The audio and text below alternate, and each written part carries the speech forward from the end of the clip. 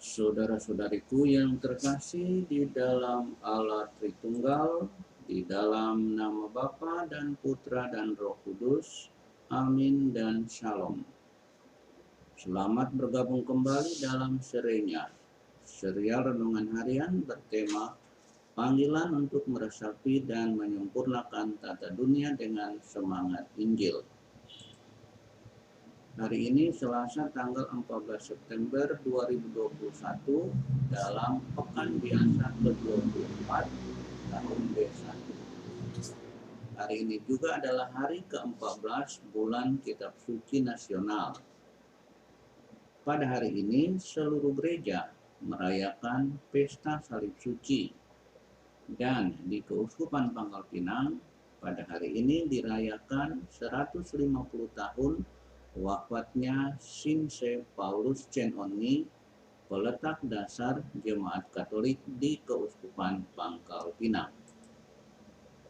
Pada hari wafatnya 14 September 1871, Jemaat Katolik yang dirintisnya telah berkembang menjadi sebuah paroki, yakni Paroki Santo Fransiskus Xaverius Sungai Selan, Bangka, yang waktu didirikannya masih merupakan wilayah Vikariat Apostolik Batavia, yang sekarang adalah Keuskupan Agung Jakarta.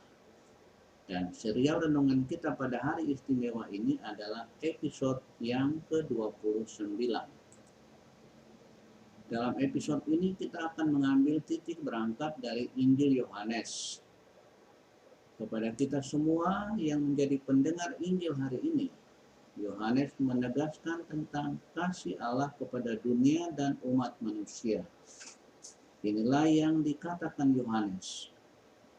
Karena begitu besar kasih Allah akan dunia ini, sehingga ia telah mengaruniakan anaknya yang tunggal, supaya setiap orang yang percaya kepadanya beroleh hidup yang kekal.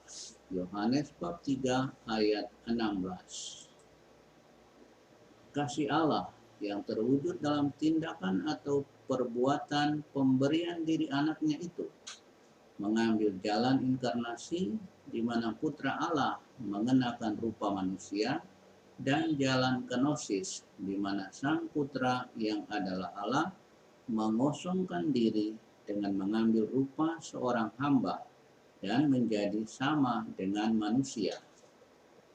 Selain inkarnasi dan kenosis, ada juga jalan ketaatan, di mana Putra Manusia memberikan diri seutuhnya hingga wafat di kayu salib untuk melakukan kehendak Sang Bapa demi menyelamatkan umat manusia.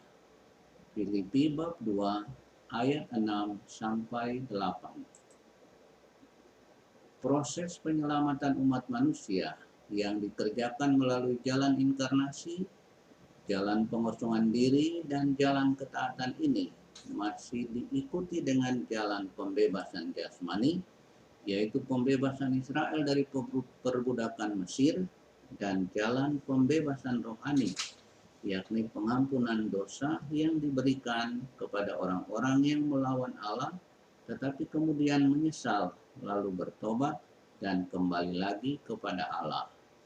Bilangan bab 21 ayat 5, 7, dan 9. Saudara, terdapat begitu banyak hal yang dilakukan oleh Allah demi hidup dan keselamatan umatnya, baik rohani maupun jasmani. Karena itu, pemazmur mengajak saudara dan saya dan seluruh umat Allah supaya jangan melupakan perbuatan-perbuatan Allah. Sebab sekali ketika manusia melupakan Allah, maka semua yang baik, termasuk nyawa manusia pun, tidak dapat dijamin kelangsungan hidupnya. Pengalaman Israel yang melupakan perbuatan Allah, bahkan mencurigai rancangan keselamatannya, menjadi pelajaran yang penting dan berharga. Lepas dari Allah dan semua yang disediakannya, maka kita akan lepas dari tindakan dan perbuatannya yang menyelamatkan itu. Karena itu hendaknya kita tetap lekat menyatu dengan Allah agar kita tetap dapat menceritakan berbagai perbuatan baik Allah kepada orang-orang di dunia ini. Rasul awam Saint Paulus Saint Oni mengungkap kelekatannya kepada Allah dengan membangun altar tempat berdoa di ruang tamu di rumah sekaligus kliniknya dan meletakkan berbagai atribut Katolik di atasnya.